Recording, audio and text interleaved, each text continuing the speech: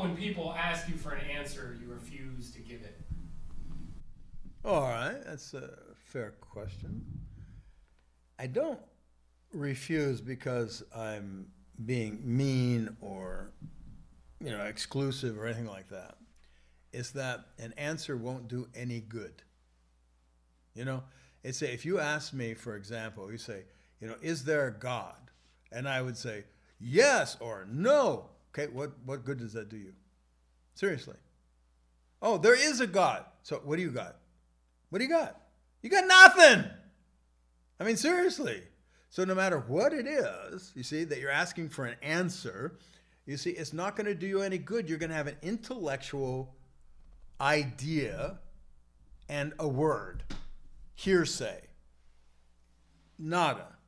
It does you no good. A response, on the other hand, which is the distinction I make, is responding to your question as opposed to answering your question.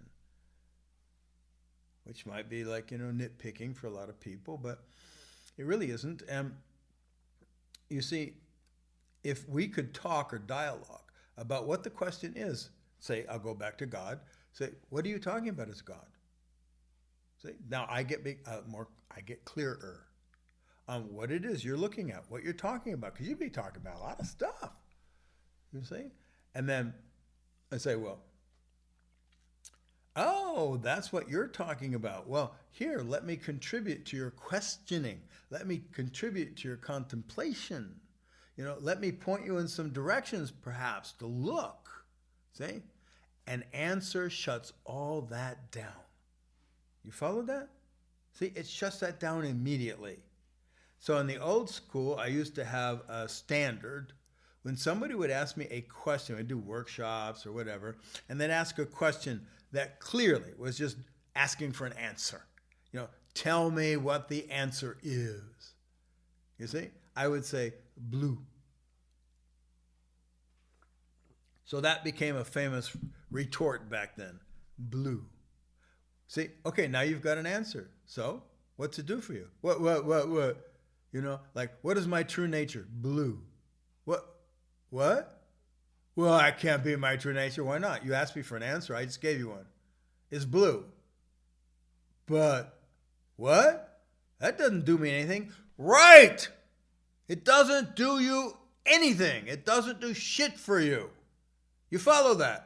So if I said something more sophisticated, like your true nature is absolute consciousness that springs out from nothing into the universe that you live in, I don't know, blah, blah, blah, blah, blah. And then you go, oh, wow, that's neat. And the whole foundation for your existence is love. You go, oh, I like that idea. And then you buy it. And it's no more true than blue for you. You follow. This is important. See, the objective should not be for you to find an answer, to get an answer to anything. Anything. From me, from anybody. Sometimes, it's kind of fun to get an answer. And when you, like, hey, if I Google how do Eskimos build an igloo, okay, you see? Okay, it's fun to see that. How do they do it? How do they do it? How do they work it out? And that's kind of an answer. It's a process, you see? A little more sophisticated an answer. I mean, an answer might be more like, they put snow together. It's like, yeah, but that doesn't really answer my question. See, that doesn't satisfy my curiosity on the subject of igloos, or whatever, you see? In any case, but that's still abstracted from me, and now I have some information. But in the world of consciousness or spirituality or even martial arts, you see, an answer does no good. You follow? I mean, it might do. A time ago, like, you say, well, hey, somebody's going to punch me in the head. What do I do? And I say, move your fucking head. Out of the way. And they go, oh, that's a good answer. Now, see, but it requires you doing it, okay? Just the answer doesn't do it for you. But in any case, in the consciousness of spiritual work, these are all abstractions for us. You understand? There's nothing practical in this world. It's quite aggravating. Now, if you follow me, I make things quite practical very often. I'll tend to ground them because I want you to get this as a reality, not as just ideas and fantasies. And most of the time, it's just ideas and fantasies that people live in. Okay, if you want entertainment, great. But if you want entertainment, get a novel or watch a nice TV show. You know, pull up some Gilligan's Islands or something like that. I don't know. That's not my work. And if all you're doing is trying to use this work as entertainment, and maybe it helps you feel sophisticated and knowledgeable, you know, or you've been pondering these things, and because you've been pondering, you know, these life queries about existence and the nature of being or whatever, the human mind, the human condition, whatever, you see, and you've been pondering them and you go, now I'll ask him because he seems to know a lot of shit. And so I'll ask him and I'll get an answer and now I'll have some knowledge. What? That you can inflict on your friends? What? What good's the knowledge? Now, but I have knowledge. You see? I've got these answers to this question and this question and this question. All right. But you do understand, don't you? That to me, that's nothing. That is not the purpose of the work. It's for you to have real insight, to have experience, to having consciousness about what's true. Not about an answer, not about hearsay, but about what's true. Okay? It must get aggravating for everybody, but hey, I'm going to stick with it, okay? Just hang in there for another, maybe a decade. I'll be dead and you won't have to live with it anymore. Was there some kind of question over there? No. I'm not sure. I think you said there's nothing practical in this world or in this domain, and I think it was, which domain were you talking about? I think it was Consciousness, spirituality, and what I mean, if I said practical, you know, what I mean was grounded and real for you. It all lives in concept, intellect, and fantasy, and it really does. And you can spend a lifetime in intellectual fantasy. You can go to Tibet or Nepal. And trust me, I know personally people who have gone to Tibet and Nepal, and tried to be, you know, monks, etc. Like that. Yeah, okay, so what? It doesn't do it. They're just people. I just had a Nepalese, I guess if that's what you call it, a guy from Nepal write me. He was in Nepal. And he said he heard me say, maybe it was on one of my YouTube things, I guess, I don't remember, but he heard me say, or he read me saying, that, hey, do you think people in Nepal are any different than people around the world? No, they do the same stuff. He said, I had to laugh because you're so right. So, and that comes right from Nepal. So in any case, let's see, what were we talking about? Yeah, it's not grounded. See, I mean, seriously, you can intellectually believe in a fantasy, and with all your heart and soul, you know, you believe in this fantasy of becoming enlightened and a monk on a Tibetan mountain or something like that, and you go up there and you freeze your ass off, and you do all kinds of stuff. Good for you. At least you're committed. At least you're doing something about it. But it could all still be intellectual fantasy. So you don't really want to know the truth. You want to achieve something. You want to get free of suffering. You want to become enlightened. You know, you want to achieve some end. You follow the difference here? And I appreciate that. And in your studies, given that, you know, you're that committed to a fantasy, an intellectual fantasy. Do you get what I just said there? Okay? Intellectual fantasy that gets you off your ass in your couch in Ohio and going to Nepal. Nothing wrong with Ohio. Okay, going to Nepal to try to be, you know, some kind of enlightened person, you know, in the Tibetan mountains. See, but it's an intellectual fantasy. Maybe you're thrilled by it. Maybe you have all kinds of hearsay. You read some nice books and, wow, this sounds like, good, good. That's nice. That's fine. All right. See, so you're relating to a possibility and you're getting off your ass and you're doing something about it. All right. I have to respect that.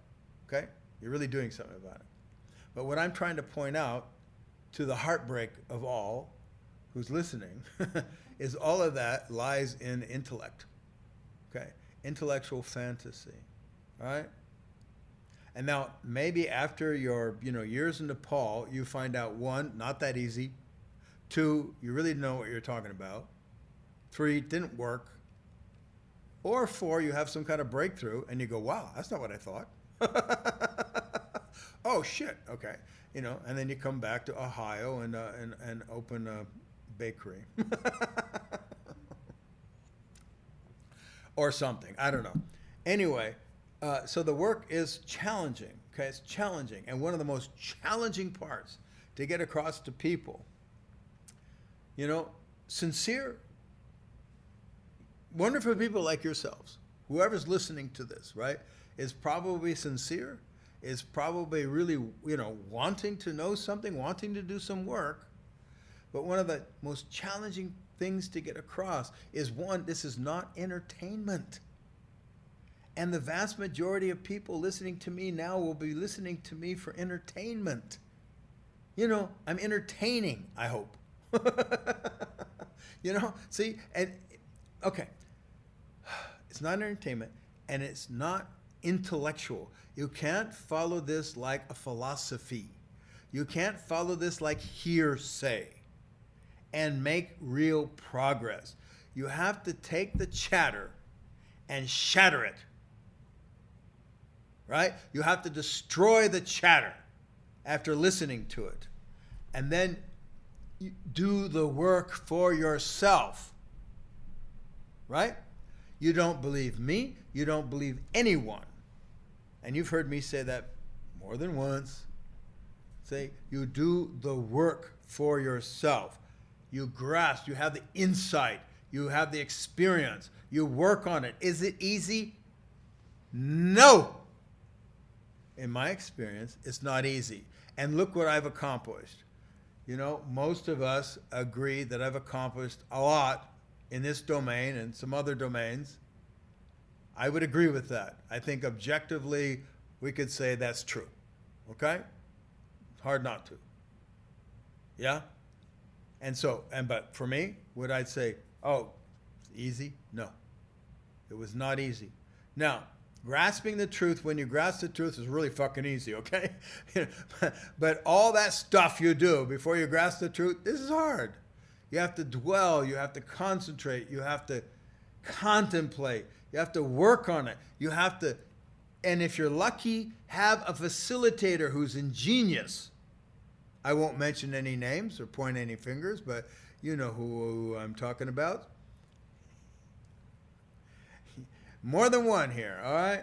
In any case, you see, and they can help you. They can help you a lot. And then, again, see, if you do the work, when you sit, I support you sitting at home and trying to do the work. I support that. Good for you. So you consider these matters and you try to dwell on them for a time, right? Contemplate them for a time, and mostly get back to life, the important stuff. I understand that's important. But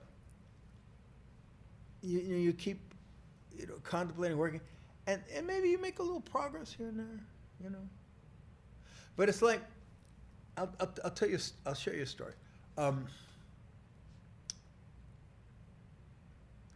My wife, before I met her, came from Nepal. She's not Nepalese, she's Spanish. But she was living in Nepal and in India, Tibet, and Nepal. All right, for years. She was thinking about becoming a Buddhist monk, shaving her head. Nun, I guess you called it nun if you're a woman. Shaving her head, etc. And she was, really wanted to be committed to that. She did a lot of work, a lot of contemplation, a lot of stuff. Then she heard about me. It was unusual thing. But anyway, she heard about me in Nepal. And somehow she got my book. The book of not knowing, the book of not knowing. And she said, she'd sit on the mountain there reading my book, okay? Day after day, she was fascinated. And she said, look, before I become a Buddhist monk, which, I've worked hard and done all this stuff, but, there's truth to tell. I'm not enlightened yet, I want to go see this guy. And so she flew to Texas, and she flew to Texas. She says, I want to be part of your like apprentice program, your 3-month program. I said, well, you can't really join that. I didn't know her at the time, obviously. I said, you can't join that, without doing some work with me, okay? Because I want people to do work with me so they know what they're getting into, okay? Because you come out of the blue, it can be rough if you don't know what you're getting into here. So she said, okay, I'll fly in and I'll do, your spring retreat. I think it's 2018 maybe, something like that. Anyway, I'll do your spring retreat. I'll come and do that. All right? Her name was Irene. At that time, I knew her as Irene because I didn't speak Spanish.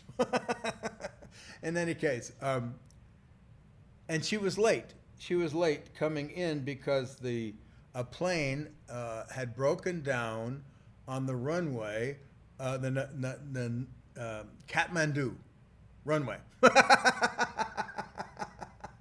And they had no equipment to get it off the runway. So they couldn't get planes out. So they had to wait until they finally dragged this thing off the runway before she could get out. And then, she came in early the next morning. She got here early the next morning, right? Anyway, she was here when I showed up. And then did the work. Anyway, she was sharing with me the other day, I was talking to her about the impossibility of a new book that I'm working on and how almost literally impossible it is to get humans to understand what I'm talking about. I mean, really.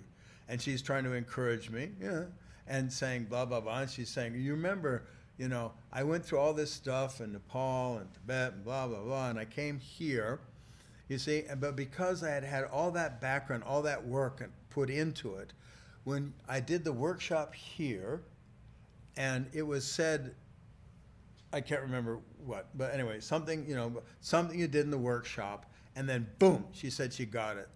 She said she suddenly had an insight that herself disappeared and blah, blah, blah, and that kind of thing, all right? Now, she had that because she came to the workshop, hint, hint, hint. Not because she did all that work. All that work helped, okay? It helped because it sets you up. It puts you in a ballpark. It gets your mind focused. It, forces you to go through stuff and everything like that, right? But the workshops are different. The workshops, first of all, we address things you never thought about and never will think about. All right, seriously. It's like, I'm not trying to be arrogant. That just comes natural, okay? I'm not trying to be, like put you down or anything like that. You're probably really smart, and you'd probably come up with a lot of stuff. But now think about it. Are you going to come up with all the stuff I've come up with? Are you going to come up with all the stuff I've come up with just in a normal human way for many, many decades? All right, maybe. But like one of my teachers, one of my martial teachers said, you see, if I didn't tell you, you wouldn't know that.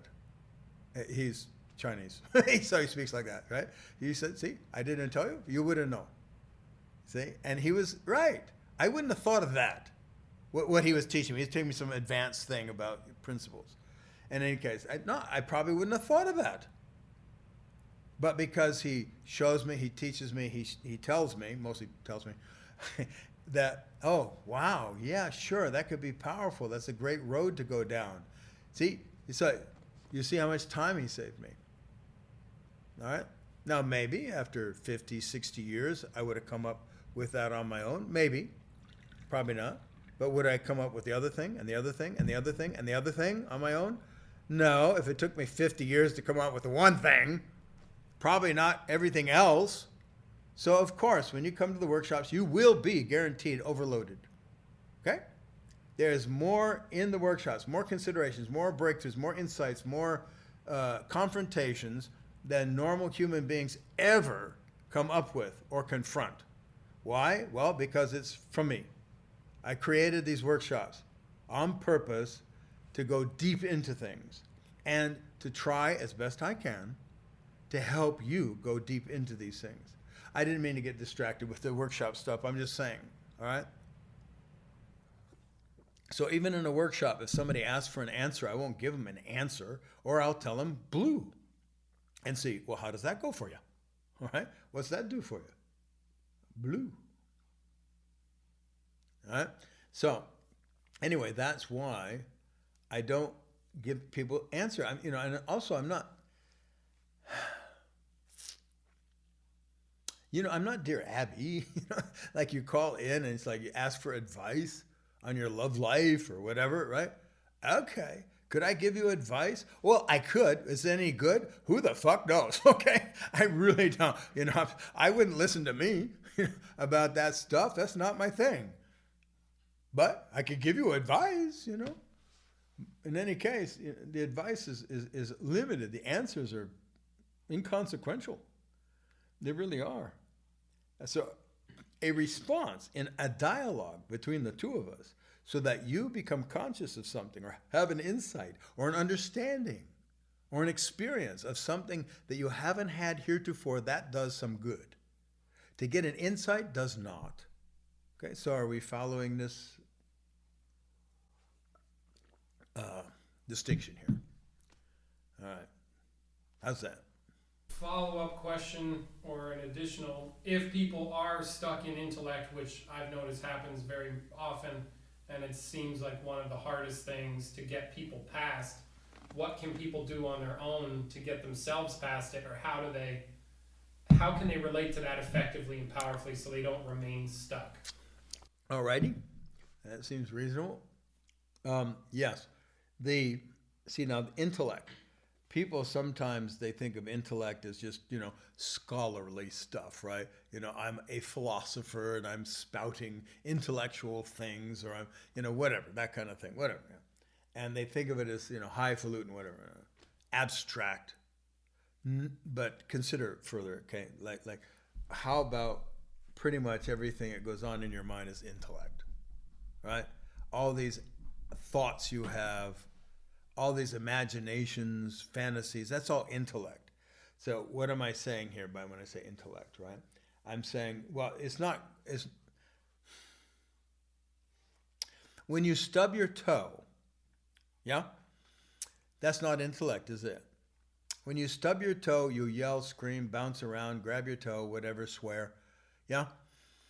The intellectual aspect is what you think about that. What you think about stubbing your toe.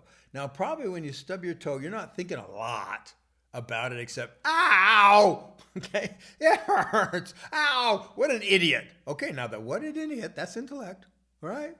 And you might be right. You see the difference, you see? Now, when you address this work, is it like stubbing your toe? I don't mean that, you scream and bounce around. That might not be a bad idea. But you see, is it in the domain where you're not just thinking about it, but there's an experience there? Now, experience is just the threshold part here. See, I go way beyond experience, right? But what you should know is that when you stub your toe or whatever, I don't know, when you jump in a cold pool and you're freezing to death. And the moment you're freezing to death, this is not an intellectual thing. This is I'm freezing to death. And you're trying to get out of the pool as soon as you can, right? If you're smart. Because, if you stay, you're going to die. Okay? In any case, it's like, See the difference between like freezing in a pool and stubbing your toe and all the stuff about consciousness work that you entertain? See, those are really, really different domains, are they? But what do? Well, we poo-poo this physical domain. Oh, it's beneath us. No, it's not. It's not. Think again, Yojimbo. All right? See, I'm not saying that stubbing your toe is enlightenment, okay? Or freezing in a pool increases your consciousness, but it gets your attention. And it gets your attention in a very grounded way that you can't fuck with. Right? Yeah. Okay. So, like, that's that. It impinges upon you, upon your experience, in no uncertain terms. Yeah? That's why I chose those kind of examples, right? See? Okay, now what in consciousness work impinges on your experience in no uncertain terms? Huh? What? Any? Okay, now, maybe if you really work hard, stuff like that, from time to time you feel something kind of impinging upon you, like, whoa, wait a minute, I really am a dick. Or, whatever, it's like, wait a minute, oh, look at this, wow, that might be true. Okay, good. See, so when you have those, you're moving toward experience, but like I said, we move way beyond experience. We must move beyond experience, see? So now when you have a change of state because of the consciousness work, you have something come up that's like, like in the old days, when I did workshops in the old school, I used to talk about, okay, I was trying to get people out of intellect, just staying in intellect. And that's really hard. I mean, you got to put a big crowbar in there and you got to wrench it and wrench it and wrench it and then wrench it. Okay, the reason I suspect is because people do not know what we're talking about. When I say you're an intellect, you don't know what I'm talking about. You think intellect is all you've got. You think it is the world. You think it is reality. You think it is your experience. That's all you have to address these matters. I'm saying, no, it's not. That's why I'm here. Okay? All right? No. Fine, intellect probably is a beginning. Yeah, you start thinking about it, working on it. Good. That's fine. Yeah. See, but now going back to this intellect, I used to say in the old school, you have to have an anal sphincter experience. Now, why did I say anal sphincter experience? Like when your anus clenches up, you see, and rushes up your spine with that experience. Okay. The reason I say that is because that's pretty non-intellectual, isn't it? Nobody really thinks of their anus as intellectual. Right? See? And it's like, whoa! Okay. See, so I want to get people's attention. No, I want you to go for genuine experience, and I want you to get that is not your intellect. Your intellect does not rush up your spine like that. It does not clench your anus like that. Unless you have a hell of an intellect. But in any case, you see, it's like, oh, you're talking about really change. Yes. And that's only the beginning. All right? I want you to hear that. That's only the beginning. Okay? Without that, you're not even beginning. You're just thinking about beginning. This is one reason you should come to a workshop. Not that I'm trying to sell it. But in any case, once you have this kind of experiential domain available to you, and you take the abstract work and all this chit-chat and everything like that, and you bring it into a change of state, you bring it into a change of, like insight or whatever, some experience that you have of the work. Oh, we're talking about that. Oh my God. Huh.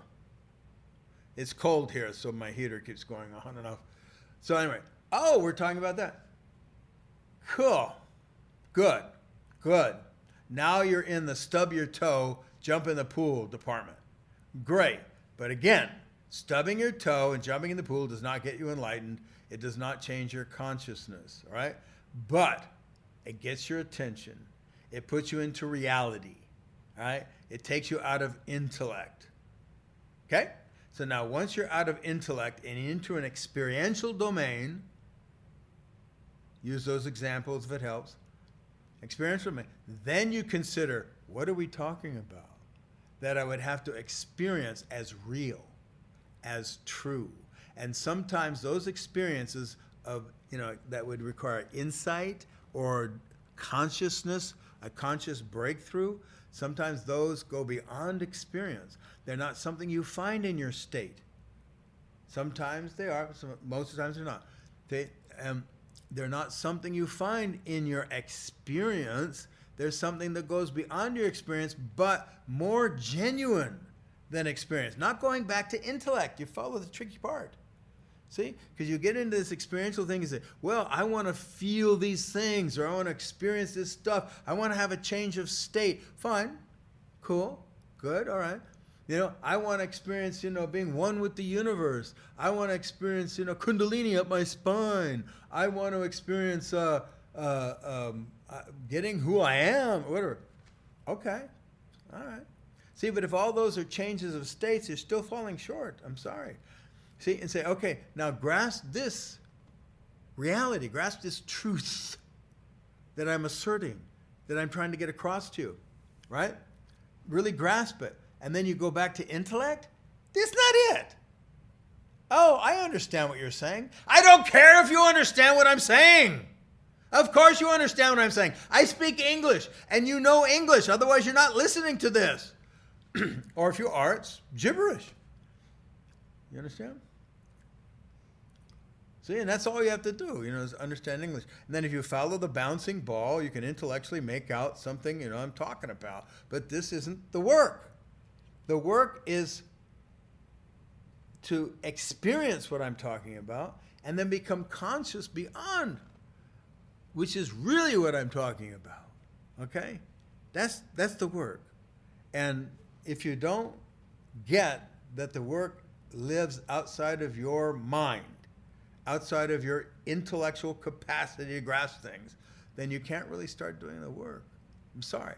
Or to say it another way, you start, but you're going to stay on an abstract, intellectual level.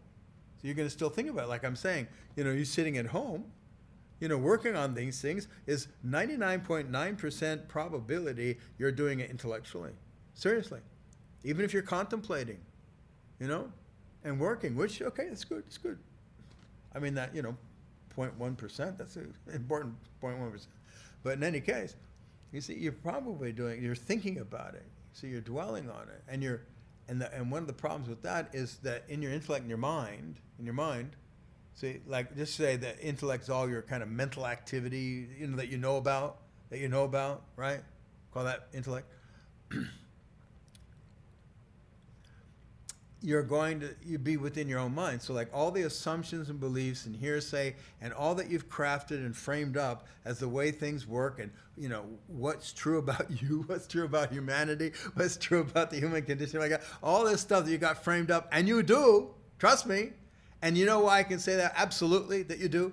You see, because you don't live on this planet without doing that. So you don't live, let me say it another way. You don't live with humanity. You don't live in our world, our social, cultural world of human reality without doing that.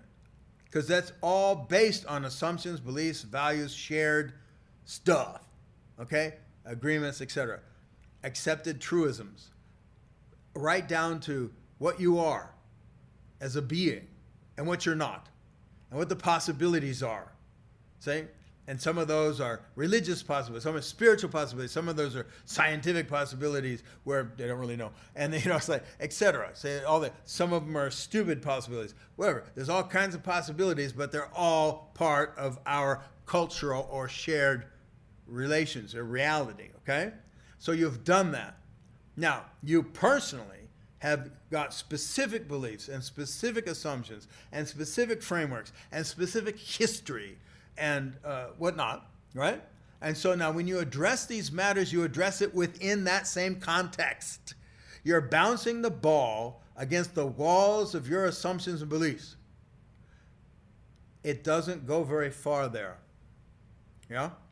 That's why somebody outside that is telling you the truth, and I understand that's incredibly rare, but somebody's telling you the truth who really knows, outside of that can be useful because they're not stuck in those beliefs that you are stuck in. And even if they're stuck in other beliefs, if they've gotten free of the ones you're stuck in, they can at least help you get free of those. You know what I'm saying? See? And they're stuck somewhere else, at least it's different than yours. And so you can like trash yours and get out and free from them. And then, tell whoever it is that was trying to facilitate you, say, thank you very much, but you're wrong too. All right? And I support that. See? That's called the work. The work doesn't cater to any person or belief system or any direction. It caters only to the truth, and that is open-ended. And when it comes to what's absolutely true, it is, how do I say, almost impossible to grasp. All right? You can't grasp it with your intellect, guaranteed. All right? You can't even grasp it with your experience or change of state. Okay? And the paradox involved in that kind of truth, and again, anyway, is inconceivably difficult to grasp. I'm not trying to say it's inaccessible. No, it's right here. It is reality. Okay, I'm just saying that people can't do it, and I'm talking about enlightened people. Seriously, I'm talking about. I know lots of people who have had many enlightenment experiences and stuff like that, and they don't grasp a lot of this stuff.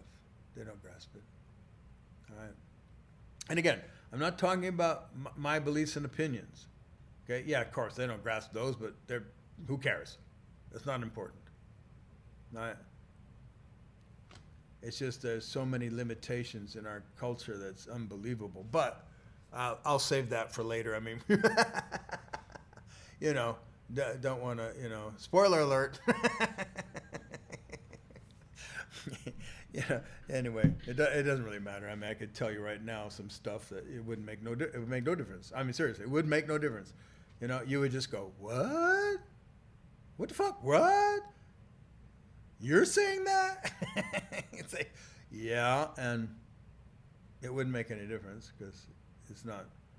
See, it'd be challenging to conceive from the distance between us what it is I'm talking about. Okay. So this is why I invite you to do some work so we can get closer, right? I need some closeness here. Anyway, so we can get closer, and so then maybe I could push you in a direction that you can have unprecedented insights, perhaps. But again, it does take work. It's not that easy. Again, come back to the martial, which I also do. Nobody, it's like everybody thinks consciousness work, oh, that's easy. I'll just sit down and meditate a little bit, right? Smoke some dope, perhaps, do some hallucinogenics, get enlightened. Okay. You keep thinking that. But nobody thinks, oh, I'm going to learn martial arts in a day. Oh, it's going to be easy. And I'm going to master it. Yeah, I'm going to master it like in a year, 2 years, 10 years. No. Nobody thinks that. Why? Because it doesn't work that way. It takes a lot of work, especially the mastery part. Now, I'm not saying you have to necessarily spend decades to master something. I'm not saying you have to. You can master it much faster than that. But there's a lot of physical components here and a lot of rearranging the neurology, anatomy, et cetera, like that. Learning, there's a lot of learning and mastering stuff like that you can't do in a day. You couldn't learn what we know about physics in a day, could you? No, you'd have to study years, and still you're probably falling short. And years, and you get a PhD in physics, good, and you're just beginning, all right? You're still not Einstein yet, you know what I'm saying? Okay? And so we acknowledge that in these things, yeah, and or in the martial, yeah, but we don't acknowledge that by the consciousness work. Now, I don't want to give the impression that consciousness work has to take a long time. It doesn't. You can have breakthroughs, enlightenments right away. You can have them instantly. Usually you don't, but you can. You can have it in a day, in a week, in a minute, in a second, in a year. I mean, what I'm saying? You don't know, right? The thing is that, once you have an enlightenment experience, that's just the beginning, okay? There's a lot more. if you're interested in the truth, right? And then you get deeper and deeper and deeper into it, yeah? So in any case, I'm just saying, it does take work, and if you're committed and you're interested, and put in the work, you know, and do a workshop, because they kick ass. I created them myself to serve a purpose, right? You know, I'm not just whistling Dixie here.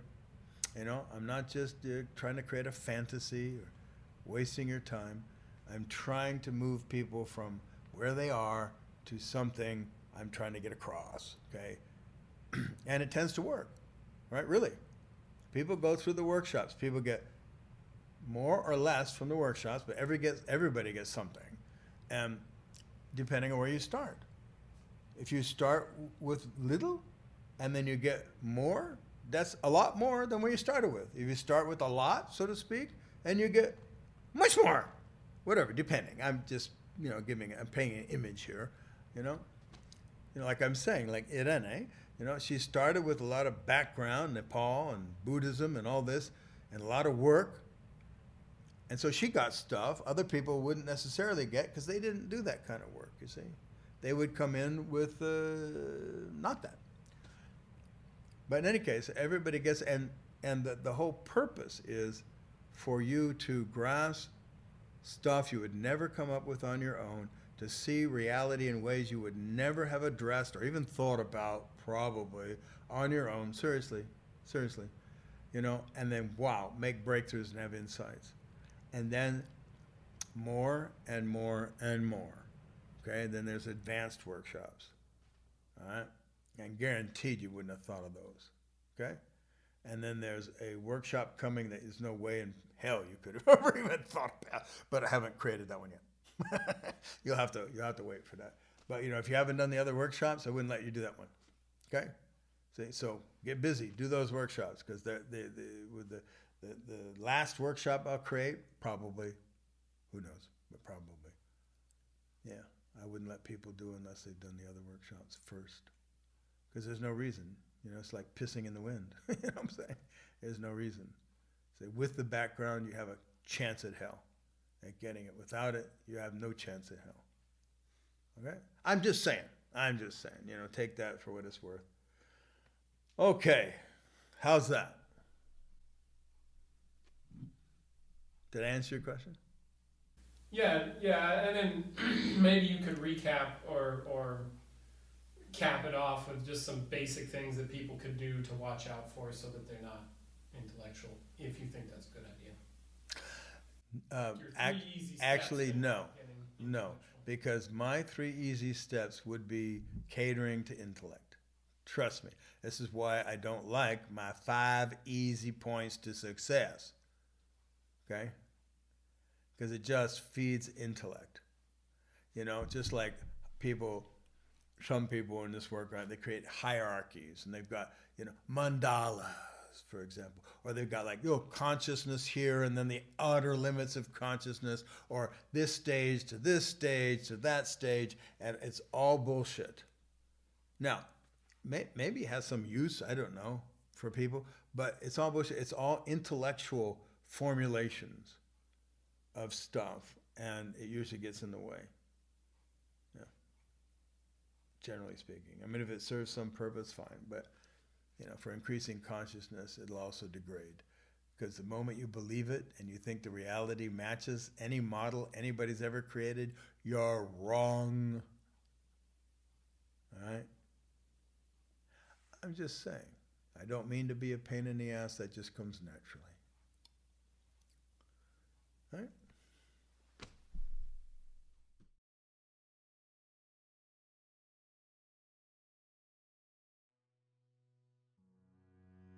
Thanks for watching.